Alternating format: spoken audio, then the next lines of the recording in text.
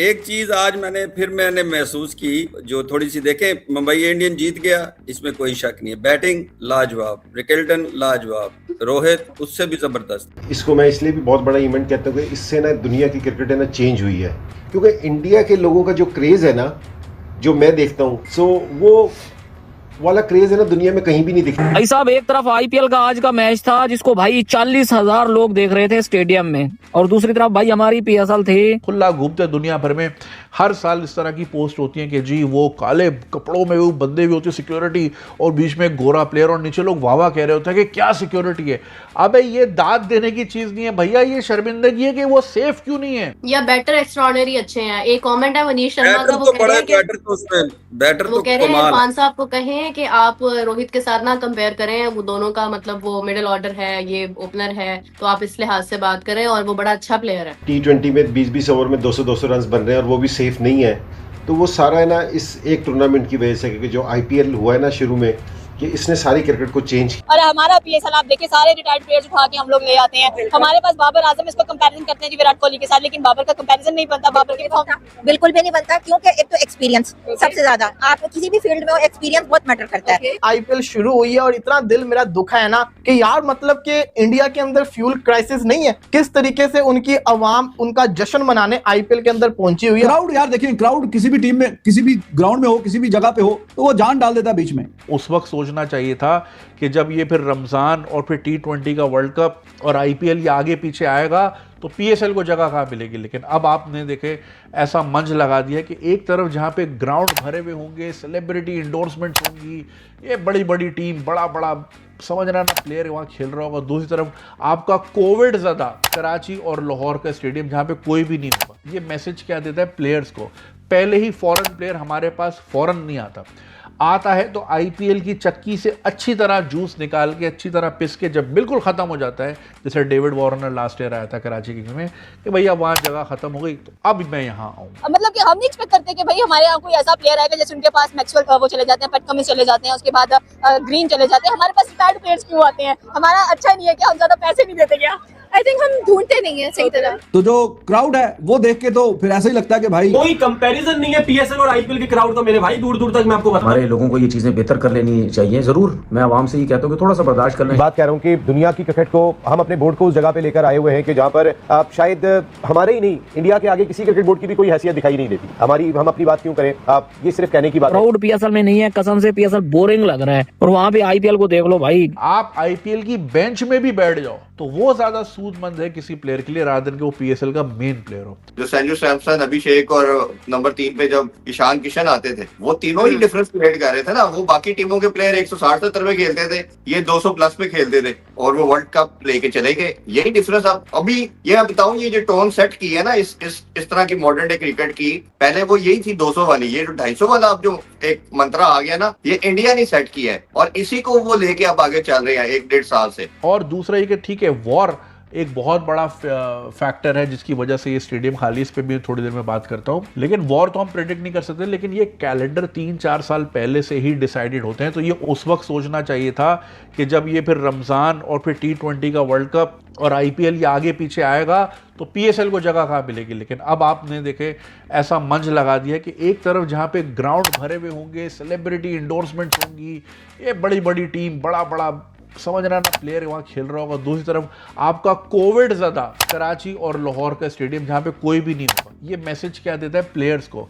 पहले ही foreign player हमारे पास foreign नहीं आता है तो आईपीएल की चक्की से अच्छी तरह जूस निकाल के, अच्छी तरह पिस के जब बिल्कुल ख़त्म हो जाता है, जैसे डेविड वार्नर लास्ट ईयर आया था कराची किंग्स में कि भैया वहाँ जगह ख़त्म हो गई तो अब मैं यहाँ आऊँ। जो हम पहले बात कर रहे थे कि बाकी सारे ये हैं दुनिया के बॉलर, बुमराह का ग्राफ ऐसे है, वो सारे 50-60 पे ऑपरेट कर रहे हैं, वो 100 पे कर रहा है। वो पूरी दुनिया में, नॉट ओनली इन इंडिया, पूरी दुनिया का एक डिफरेंट लेवल पे वो ऑपरेट कर रहा है और वही एक फर्क डालता है। पूरे वर्ल्ड कप के अंदर भी डाला और अभी भी डाल रहा है। और मेरा ख्याल है कि मुंबई इंडियन, अभी तो एक मैच हुआ हुआ है, वो अगर चैंपियन बनते हैं तो उसके अंदर बाकी जो रोल जो होगा या नहीं होगा, बुमराह का मस्ट होगा। लेकिन कार्तिक त्यागी के लिए तालियां, बहुत अच्छा नया टैलेंट है, बहुत अच्छा परफॉर्म किया जी। और आगे जितने भी यंग लड़के आए हैं ना, यंग जो प्लेयर्स आ रहे हैं उनमें टैलेंट नजर आ रहा है, इसमें कोई दूसरी राय नहीं। मयंक यादव भी बड़ा अच्छा है, इनका बड़ा तगड़ा बॉलर है वो। हमें जो तकलीफ और थोड़ी सी फ्रस्ट्रेशन या थोड़ा सा गुस्सा आता है ना, वो यही आता है कि जिस वक्त हम दुनिया को देख रहे हैं और जिस वक्त हम अपने गिरेबान में झांक रहे हैं तो बहुत ही ज्यादा फर्क है ना। वो मतलब फर्क तो चलो दूर की बात है, हमें वो मतलब कंपैरिजन करने को भी दिल नहीं करता। कंपैरिजन 19-20 का हो सकता है, 18-20 का हो सकता है, चलो 17-20 का हो सकता है, अब 5 और 20 का तो नहीं ना हो सकता। प्लेयर से मेरी बात भी हुई थी जब वहाँ लास्ट ईयर PSL में मुलाकात हुई थी। मैंने पूछा भाई कराची में कैसा चल रहा है आपका टाइम? कह रहा क्या खल्ली वल्ली, होटल से स्टेडियम, स्टेडियम से होटल, यही जिंदगी है। वेयर एज जब मैं ये T10 में जब मैं था तो मेंडेस प्रैक्टिस पे ही नहीं आया। क्यों भाई? बेगम बच्चों का शॉपिंग पे। अरे भैया शॉपिंग खुल्ला घूमते दुनिया भर में। हर साल इस तरह की पोस्ट होती है कि जी वो काले कपड़ों में वो बंदे भी होते सिक्योरिटी और बीच में एक गोरा प्लेयर और नीचे लोग वाह कह रहे होते हैं कि क्या सिक्योरिटी है। अबे ये दाद देने की चीज नहीं है भैया, ये शर्मिंदगी है कि वो सेफ क्यों नहीं है, वो सड़क पे क्यों नहीं फिर रहा। 1996 के वर्ल्ड कप की तस्वीरें आपने अक्सर देखी होंगी कि घोड़ा गाड़ी में, यार वो मैकमिलन नहीं एक और था यार, वो बॉलर साउथ अफ्रीका का, घोड़ा गाड़ी चला रहा है पिंडी में, बंस रोड पे घूम रहे हैं। ग्राम हिक्स की तस्वीरें आती हैं अक्सर, इंग्लैंड का प्लेयर था, बहुत अच्छा बैट्समैन था, बंस रोड पे घूम रहा है।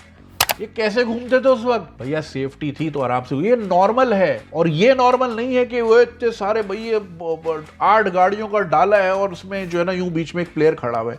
ये फख्र की बात नहीं है, ये हमने इतना अनसेफ किया हुआ चीजें। तो खैर अब आप एक तरफ देख रहे हैं कि इतनी बड़ी सेलिब्रिटी इंडोर्समेंट्स हैं, आपको इतना वो एड रेवेन्यू मिलेगा, फलाना ढिमकाना। आप IPL की बेंच में भी बैठ जाओ तो वो ज्यादा सूदमंद है किसी प्लेयर के लिए rather than कि वो PSL का मेन प्लेयर हो। जो टाटा ग्रुप ने टाइटल स्पॉन्सर किया है ना इस IPL को 2026 को, ये 4-5 साल के टेन्योर, वो 2,500 करोड़ इंडियन रुपीस है और 300 मिलियन US है। जो RCB इस वक्त सोल्ड आउट हुई है, दोबारा खरीदी गई है, वो 1.78 बिलियन डॉलर। हम आहिस्ता आहिस्ता चल रहे हैं, देखिए हमारे भी तो गए हैं ना 200 करोड़ तक जा रही है।